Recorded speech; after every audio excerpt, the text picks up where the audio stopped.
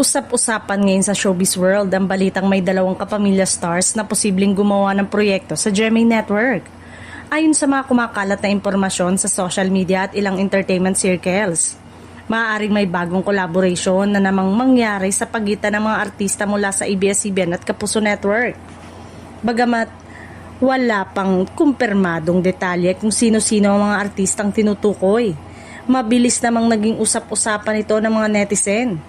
Maraming fans ang agad na nagbigay ng kani-kanilang hula kung aling kapamilya stars ang posibleng mapiling makagawa ng proyekto sa Kapuso Network.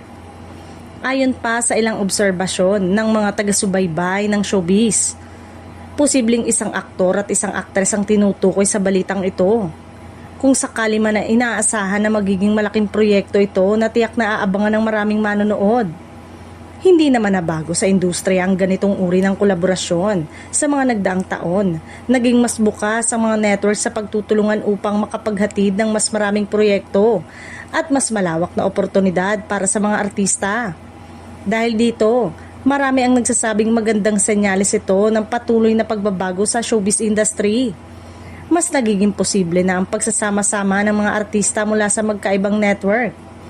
Bagay na ikinatutuwa ng fans na gustong makakita ng bagong tambalan at kakaibang proyekto. Sa ngayon, nananatili pa rin palaisipan kung sino-sino ang dalawang kapamilya stars na posibleng mapanood sa proyekto ng GMA Network. Habang wala pang opisyal na pahayag mula sa ABS-CBN at sa Kapuso Network. Patuloy naman ang paghihintay at espekulasyon ng mga tagahanga tungkol sa balitang ito.